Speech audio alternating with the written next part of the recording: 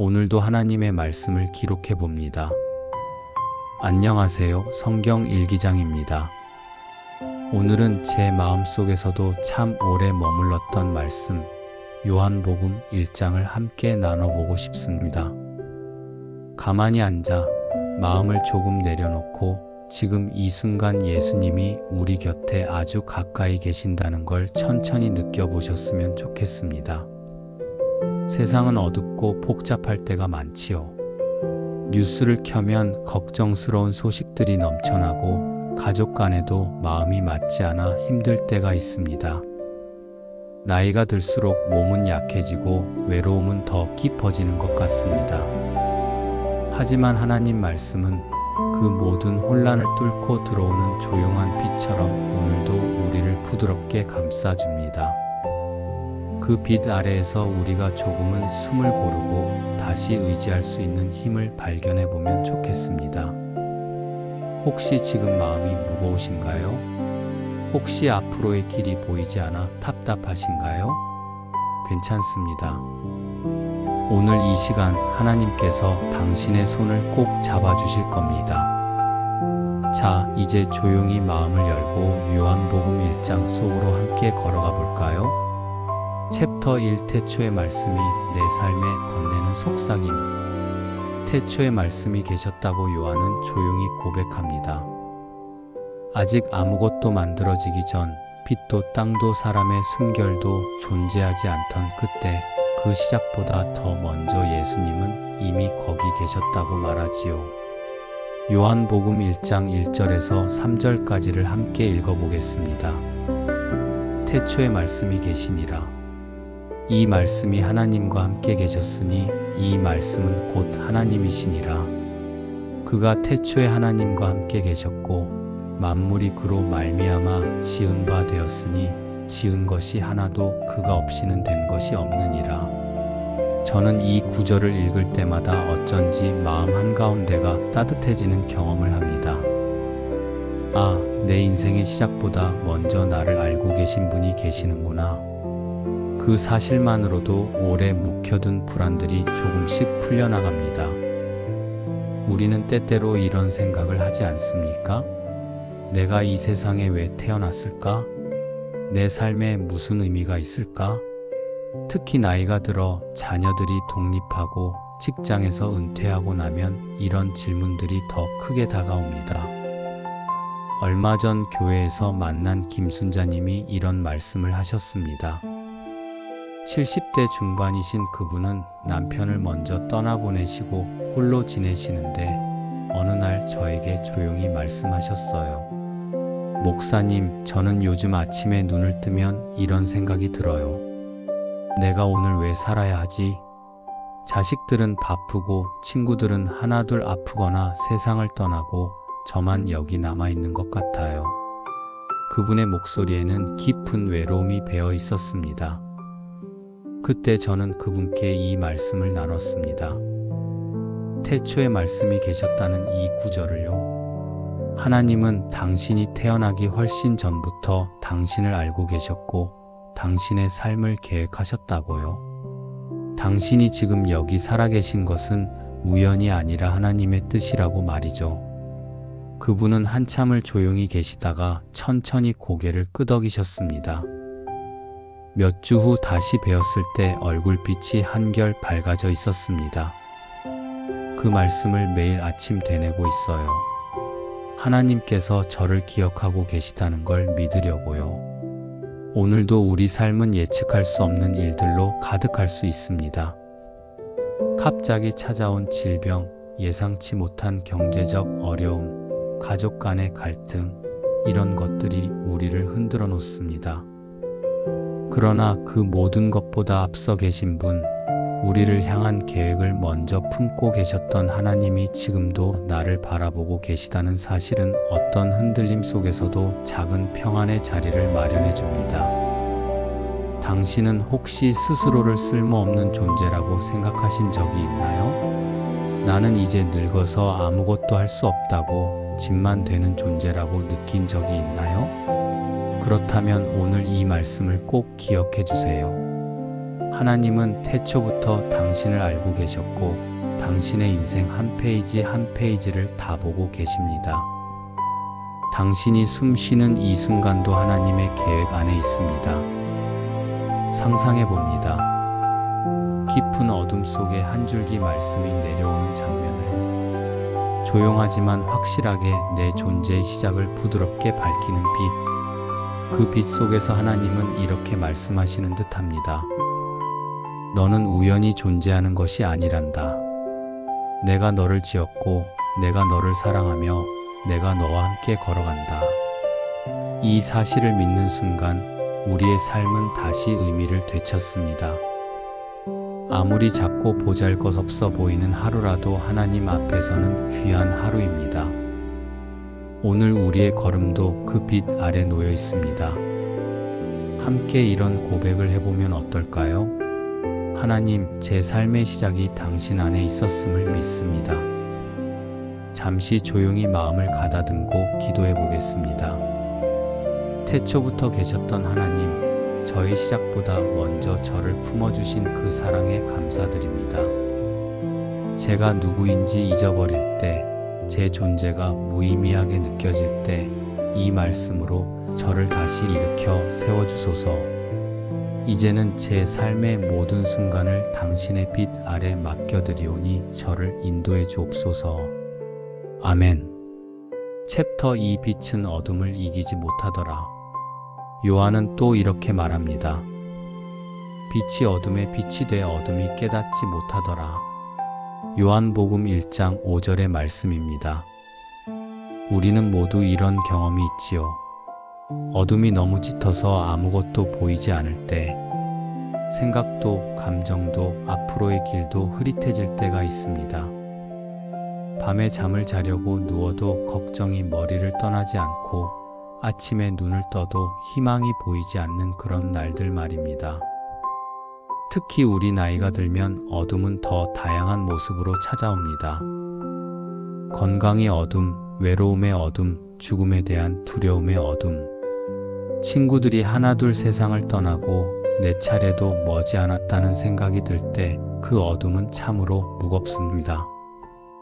어떤 분은 우울증 진단을 받으시고 어떤 분은 불면증으로 밤마다 고통스러워 하십니다. 이춘희님이라는 분이 계셨습니다. 65세 되시던 해에 남편과 사별하시고 이듬해에는 장남이 사고로 세상을 떠났습니다. 2년 사이에 가장 사랑하는 두 사람을 잃으신 거예요. 그분은 완전히 어둠 속으로 빠져들었습니다. 밥도 잘 드시지 못하고 말씀도 거의 하지 않으셨어요. 교회도 나오지 않으시더니 결국 집에만 틀어박혀 계셨습니다. 그런데 그분이 다시 교회에 나오신 건 6개월쯤 지났을 때였습니다. 많이 여위셨지만 눈빛만큼은 예전과 달랐습니다. 제가 조심스럽게 어떻게 다시 나오시게 되었는지 여쭤봤더니 이렇게 말씀하셨어요. 목사님, 저는 완전히 어둠 속에 있었어요. 하나님도 원망했고 살아야 할 이유도 찾지 못했어요. 그런데 어느 날 새벽 정말 우연히 라디오에서 찬송가가 흘러나왔어요. 어둠 몰아내고 광명을 찾으니 이 세상 근심 걱정 사라졌도다. 그 가사를 들으면서 깨달았어요.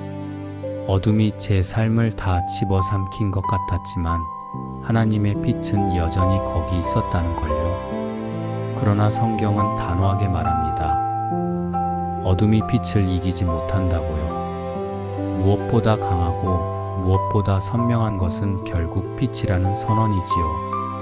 이 구절을 헬라어 원문으로 보면 더 흥미롭습니다. 어둠이 깨닫지 못하더라는 말은 어둠이 빛을 붙잡지 못했다. 어둠이 빛을 압도하지 못했다는 뜻도 담고 있습니다. 즉, 어둠이 아무리 강해 보여도 빛 앞에서는 무기력하다는 뜻입니다. 저는 이 구절을 읽을 때 마음속에 한 장면이 떠오릅니다. 어두운 방에 아주 작은 촛불 하나가 켜지는 순간, 어둠은 침묵하고 있지만 그 촛불 앞에 무기력하게 자리를 내어주는 장면입니다. 빛이 크지 않아도 어둠은 그 앞에서 물러나지요. 제 아버지께서 돌아가시기 전 병원에 계실 때가 생각납니다. 중환자실에서 밤을 새우며 간호하던 어느 날 새벽 4시쯤 되었을까요? 가장 어두운 시간이었습니다. 복도 창문 너머로 아주 작은 가로등 하나가 보였어요. 그 작은 불빛이 어둠을 완전히 몰아내지는 못했지만 적어도 그 주변만큼은 밝혀주고 있었습니다. 그때 깨달았습니다. 빛은 크기가 중요한 게 아니라 존재 자체가 중요하다는 걸요. 우리의 삶도 그렇습니다. 불안, 질병, 관계의 문제, 마음의 무거움, 그 모든 것들이 한꺼번에 들이닥치면 내가 이길 수 있을까 하는 두려움이 생깁니다. 하지만 성경은 말합니다. 빛이 어둠을 이긴다고요. 예수님은 요한복음 8장 12절에서 이렇게 선언하셨습니다. 나는 세상의 빛이니 나를 따르는 자는 어둠에 다니지 아니하고 생명의 빛을 얻으리라. 당신은 지금 어떤 어둠과 싸우고 계신가요? 혹시 질병의 어둠인가요? 외로움의 어둠인가요? 아니면 미래에 대한 불안의 어둠인가요? 오늘 이 시간 그 어둠이 당신을 완전히 삼킬 수 없다는 사실을 기억해 주세요. 예수님이라는 빛이 당신 곁에 계시기 때문입니다. 오늘 당신 마음속에도 그 빛이 조용히 들어오길 바랍니다. 예수님이 그 빛이시고 당신의 어둠을 감당하실 수 있는 유일한 분이니까요. 어둠이 아무리 짙어 보여도 빛 앞에서는 무기력합니다. 당신이 느끼는 어둠이 아무리 강력해 보여도 예수님의 빛은 그보다 더 강합니다. 함께 이렇게 고백해 볼까요? 주님, 제 어둠을 비추어 주세요. 참 빛으로 오신 주님, 제 마음을 덮고 있는 어둠들을 내려놓습니다. 질병의 어둠, 외로움의 어둠, 두려움의 어둠, 그 모든 것들을 주님 앞에 내려놓습니다. 빛의 힘이 제 삶에 스며들어 다시 걸어갈 용기를 주소서. 제가 어둠 속에서 길을 잃었을 때 주님의 빛으로 저를 인도해 주옵소서. 아멘. 챕터 3 빛을 비추는 사람의 자리. 요한복음 1장은 세례 요한을 특별하게 소개합니다. 6절에서 8절까지 말씀을 보면 이렇습니다. 하나님께로부터 보내심을 받은 사람이 있으니 그의 이름은 요한이라. 그가 증언하러 왔으니 곧 빛에 대하여 증언하고 모든 사람이 자기로 말미암아 믿게 하려 함이라. 그는 이 빛이 아니요 이 빛에 대하여 증언하러 온 자라. 세례 요한은 자신이 빛이라 하지 않았습니다. 오히려 나는 빛이 아니다. 그 빛을 증언하러 왔다고 고백했지요. 참 겸손한 사람입니다. 그리고 우리 모두에게 닮고 싶은 믿음의 태도를 보여줍니다. 세례 요한은 당시 굉장히 유명한 사람이었습니다. 많은 사람들이 그를 선지자로 생각했고 심지어 그가 메시아인지 물어보기도 했습니다. 그런 상황에서 자신을 높이려는 유혹이 얼마나 컸겠습니까? 그런데 그는 확고하게 말합니다. 나는 그리스도가 아니요. 요한복음 3장 30절에서는 이렇게 고백합니다. 그는 흥하여야 하겠고 나는 쇠하여야 하리라. 자신을 낮추고 예수님을 높이는 것, 그것이 세례 요한의 삶이었습니다. 저도 가끔은 사람들 앞에서 무언가 되어야 한다는 부담을 느낄 때가 있습니다. 더 잘해야 할 것 같고 인정받아야 할 것 같고 스스로를 증명해야 하는 것 같은 마음이 들지요. 특히 목회를 하다 보면 사람들의 기대가 느껴질 때가 있습니다. 좋은 설교를 해야 하고 지혜로운 조언을 해야 하고 항상 영적으로 충만한 모습을 보여야 할 것 같은 부담감이요. 그럴 때 이 말씀은 제 마음을 조용히 풀어줍니다. 내가 빛이 될 필요는 없단다. 그저 빛을 비추기만 하면 된다. 이 깨달음이 얼마나 자유를 주는지 모릅니다. 내가 완벽할 필요가 없습니다. 내가 모든 답을 가질 필요도 없습니다. 그저 예수님을 가리키기만 하면 됩니다. 박정숙님이라는 권사님이 계십니다. 80대 중반이신데 아직도 교회 새벽 기도에 빠지지 않으시는 분이에요. 그분은 항상 이렇게 말씀하십니다. 나는 아무것도 아니에요. 그저 하나님의 은혜로 여기까지 온 거예요. 처음엔 그저 겸손의 표현이라고만 생각했습니다. 그런데 시간이 지나면서 알게 됐어요. 그분은 정말로 자신을 빛이라 생각하지 않으신다는 걸요. 대신 하나님의 빛을 비추는 거울처럼 사시는 거예요. 어느 날 한 집사님이 힘든 일을 겪고 상담을 요청하셨습니다. 그분을 만나 이야기를 나누다가 자연스럽게 박정숙 권사님 이야기가 나왔어요. 그분을 보면 평안해져요. 그분은 특별히 대단한 말씀을 하시는 것도 아니고 큰 일을 하시는 것도 아닌데 그냥 곁에 계시면 하나님이 생각나요. 바로 그겁니다. 빛을 비추는 사람의 역할이요. 주님의 빛 앞에서 우리는 모두 거울 같은 존재입니다. 빛의 주인이 되려 할 때 마음이 힘들어지고 빛을 비추는 통로로 살기 시작하면 오히려 부담이 사라지고 자유가 찾아옵니다. 우리는 완벽하지 않아도 됩니다. 우리는 영웅이 될 필요가 없습니다. 그저 예수님을 가리키는 손가락이 되면 됩니다. 당신은 혹시 스스로에게 너무 많은 것을 요구하고 계신가요? 더 나은 부모가 되어야 한다. 더 좋은 신자가 되어야 한다.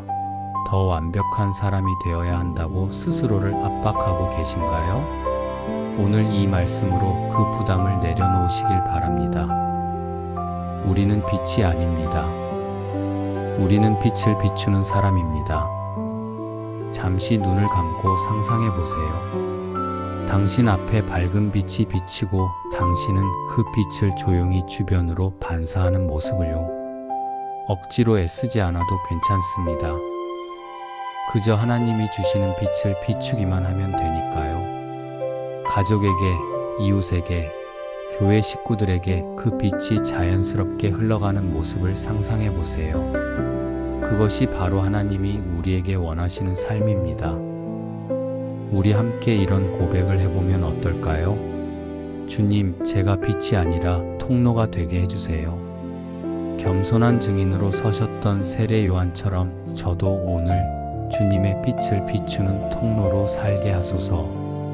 제가 인정받으려 애쓰지 않게 하시고 주님을 높이는 삶을 살게 하소서. 사람의 인정이 아니라 주님이 주시는 평안에 머물게 하소서. 제 삶을 통해 누군가 주님을 발견하게 하시고 제 말을 통해 누군가 위로받게 하소서. 아멘. 챕터 4 말씀이 육신이 되어 우리 가운데 거하시다. 요한복음 1장의 가장 아름다운 문장은 아마 이 구절일 것입니다. 14절 말씀입니다. 말씀이 육신이 되어 우리 가운데 거하심에 우리가 그의 영광을 보니 아버지의 독생자의 영광이요 은혜와 진리가 충만하더라. 말씀이 육신이 되었다. 하나님이 사람이 되셨다는 말은 그 어떤 철학보다 어떤 이론보다 우리에게 더 깊은 위로를 줍니다.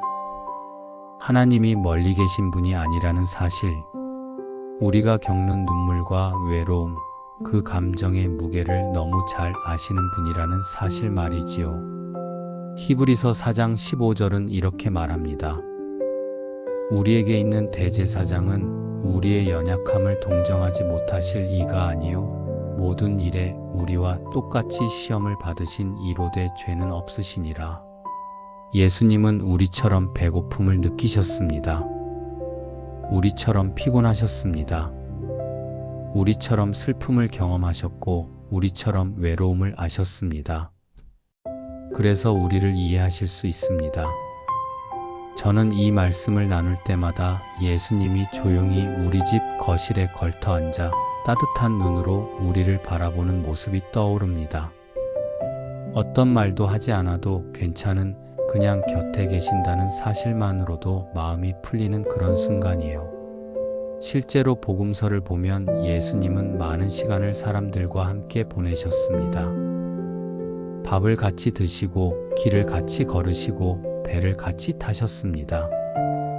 단순히 가르치려고만 하신 게 아니라 함께 계시려고 하셨어요. 강미경님이라는 집사님의 이야기를 해드리고 싶습니다. 그분은 40대에 유방암 진단을 받으셨습니다. 수술과 항암 치료를 받으시면서 육체적으로도 힘드셨지만 정신적으로 더 힘드셨다고 해요. 나는 이제 어떻게 되는 걸까? 내 아이들은? 내 남편은? 이런 생각들이 끊임없이 머릿속을 맴돌았대요. 어느 날 새벽 병원 침대에 누워 기도하는데 갑자기 이 말씀이 떠올랐답니다.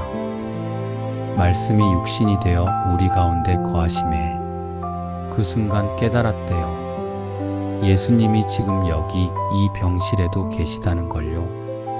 혼자가 아니라는 걸요. 그분은 지금도 말합니다. 그날 이후로 제 신앙이 바뀌었어요. 예수님이 저 멀리 하늘에만 계신 줄 알았는데 바로 제 곁에 계신다는 걸 알게 됐어요. 항암 치료를 받으면서도 예수님이 제 손을 잡고 계신다고 느꼈어요. 오늘도 예수님은 우리 삶의 한복판에 계십니다. 병실에서도 혼자 있는 방 한구석에서도 아무도 나를 이해하지 못한다고 느끼는 그 자리에서도 그분은 조용히 우리와 함께 계십니다. 내가 너를 안다.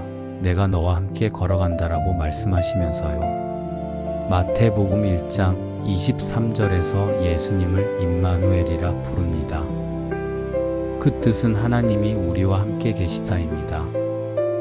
이것이 크리스마스의 진정한 의미입니다. 하나님이 우리와 함께 하시기 위해 이 땅에 오셨다는 것, 우리를 혼자 두지 않으시겠다는 약속입니다. 당신은 지금 혼자라고 느끼시나요? 아무도 당신의 고통을 이해하지 못한다고 느끼시나요? 오늘 이 말씀을 기억해 주세요. 예수님은 육신을 입고 이 땅에 오셔서 우리의 모든 고통을 경험하셨습니다. 그래서 우리를 완전히 이해하십니다. 그리고 지금도 우리 곁에 계십니다. 우리 함께 이렇게 고백해 볼까요? 예수님, 오늘 제 곁에 머물러 주세요. 육신이 되어 제 옆에 오신 주님, 제가 겪는 감정과 연약함을 아시는 그 은혜에 감사합니다. 제가 외로울 때, 제가 두려울 때, 제가 아플 때 항상 제 곁에 계셔 주소서. 오늘도 제 걸음 속에 함께 하시고 제 마음에 평안을 주소서. 제가 당신의 임재를 느낄 수 있도록 제 영적인 눈을 열어 주소서. 아멘. 챕터 5 세상 죄를 지고 가는 하나님의 어린 양. 마지막으로 요한은 예수님을 향해 이렇게 외칩니다. 29절 말씀입니다. 보라, 세상 죄를 지고 가는 하나님의 어린 양이로다. 이 고백은 예수님이 왜 오셨는지를 정확히 말해줍니다. 그분은 우리 죄 때문에 무거워진 삶을 대신 짊어지시기 위해 오셨습니다. 우리가 혼자 감당할 수 없는 부끄러움, 후회, 상처들을 예수님이 친히 등에 지셨다는 뜻이지요. 어린 양이라는 표현은 구약의 제사 제도를 떠올리게 합니다. 이스라엘 백성들은 죄를 지으면 흠없는 어린 양을 제단에 드렸습니다. 그 어린 양이 사람을 대신해서 죽음으로써 죄가 용서되었습니다. 그것이 바로 예수님이 이 땅에 오신 이유입니다. 우리를 대신해서 죽으시기 위해서입니다. 우리는 때때로 지나온 잘못을 떠올리며 마음속에서 스스로를 속박합니다. 나는 괜찮은 사람이 아니야. 하나님도 날 실망하셨을 거야. 내가 저지른 일들은 용서받을 수 없어. 이런 생각들이 우리를 지치게 합니다. 특히 나이가 들면 지나온 삶을 돌아보게 되는데 그때 후회가 밀려옵니다. 더 좋은 부모가 되지 못한 것, 더 좋은 배우자가 되지 못한 것, 더 열심히 살지 못한 것들이 마음을 무겁게 합니다. 최영호님이라는 장로님이 계셨습니다. 70대에 은퇴하신 후 갑자기 우울증이 찾아왔습니다. 평생 사업을 하시면서 너무 바쁘게 사셨던 분이에요. 성공한 사업가였지만 가족과 보낸 시간은 많지 않으셨습니다. 은퇴 후 시간이 생기자 그동안 억눌렀던 후회들이 터져 나왔습니다. 아이들이 어릴 때 같이 놀아주지 못했어요. 아내가 힘들어할 때 곁에 있어주지 못했어요. 교회 봉사도 제대로 하지 못했어요. 돈만 벌면 된다고 생각했는데 이제 와서 보니 정말 중요한 것들을 다 놓쳤더라고요. 그분은 자책감에 시달리셨습니다. 그런 그분에게 저는 이 말씀을 나눴습니다. 예수님이 세상 죄를 지고 가신다고요. 과거의 잘못, 후회, 실수, 그 모든 것을 예수님이 십자가에서 다 지셨다고요. 우리가 그것을 계속 붙들고 있을 필요가 없다고요. 처음엔 받아들이기 어려워하셨습니다. 그렇게 간단할 리가 없어요. 하지만 시간이 지나면서 조금씩 변화가 일어났습니다. 몇 달 후 그분은 이렇게 말씀하셨어요. 과거를 바꿀 수는 없다는 걸 받아들였어요. 대신 지금부터라도 다르게 살려고요. 예수님이 제 짐을 지셨으니 저는 가볍게 새 출발할 수 있어요. 이제라도 가족들과 시간을 보내고 교회에서 봉사하고 제가 할 수 있는 일들을 하려고요. 하지만 예수님은 말합니다. 그 짐은 내가 진다. 우리가 내려놓지 못한 죄책감까지도 예수님은 부드럽게 받아 안으십니다. 이사야 53장 4절에서 6절을 보면 이렇게 말합니다. 그는 실로 우리의 질고를 지고 우리의 슬픔을 당하였거늘 우리는 생각하기를 그는 징벌을 받아 하나님께 맞으며 고난을 당한다 하였노라. 그가 찔림은 우리의 허물 때문이요 그가 상함은 우리의 죄악 때문이라. 그가 징계를 받음으로 우리는 평화를 누리고 그가 채찍에 맞음으로 우리는 나음을 받았도다. 우리는 다 양 같아서 그릇 행하여 각기 제 길로 갔거늘 여호와께서는 우리 모두의 죄악을 그에게 담당시키셨도다. 당신은 어떤 짐을 지고 계신가요? 어떤 후회가 당신을 붙들고 있나요? 오늘 이 시간 그것을 내려놓으시길 바랍니다. 예수님께서 이미 그 짐을 지셨습니다. 당신이 계속 붙들고 있을 필요가 없습니다. 잠시 눈을 감고 내 손에 들려있는 무거운 돌 하나를 천천히 내려놓는 장면을 떠올려 보세요. 그리고 그 돌을 예수님이 대신 들고 가시는 모습을요. 바로 그 순간이 복음이고 그 순간부터 우리의 삶은 다시 걸어갈 힘을 얻습니다. 십자가는 우리의 죄를 심판하는 곳이 아니라 우리의 죄를 용서하는 곳입니다. 예수님이 그곳에서 우리 대신 죽으셨기 때문입니다. 우리 함께 이렇게 고백해 볼까요? 예수님, 제 짐을 맡아주셔서 감사합니다. 세상 죄를 지고 가신 어린 양이신 주님, 제가 붙들고 있던 죄책감을 내려놓습니다. 과거의 실수, 후회, 부끄러움, 그 모든 것을 십자가 아래 내려놓습니다. 저를 자유케 하신 그 은혜 안에서 새로운 걸음을 내딛게 하소서. 더 이상 과거에 묶여 살지 않고 주님이 주신 자유 안에서 살게 하소서. 제게 새로운 시작을 허락해 주소서. 아멘. 오늘 요한복음 1장을 함께 걸어보니 참 고요한 은혜가 마음을 적시는 것 같습니다. 태초부터 계신 말씀, 어둠을 이기는 빛, 우리를 통해 빛을 비추시는 하나님, 육신이 되어 오신 임마누엘, 그리고 우리의 죄를 지신 어린 양 예수님까지. 그 모든 이야기는 결국 하나님은 당신과 함께 하신다는 한 문장으로 모아지는 듯합니다. 우리가 혼자라고 느낄 때도, 어둠 속에서 길을 잃었다고 느낄 때도, 과거의 잘못으로 괴로워할 때도 하나님은 우리 곁에 계십니다. 우리를 사랑하시고 우리를 이해하시고 우리의 짐을 대신 지시는 그분이 지금도 우리와 함께 걸어가고 계십니다. 오늘도 그분의 빛 아래에서 평안의 한 걸음을 내디드시길 바랍니다. 그리고 기억해 주세요. 당신의 삶을 밝히는 빛은 지금도 여전히 비추고 있습니다. 당신은 혼자가 아닙니다. 당신은 사랑받고 있습니다. 당신의 과거는 용서되었고 당신의 미래는 하나님 손에 있습니다. 오늘도 하나님의 말씀을 기록해 봅니다.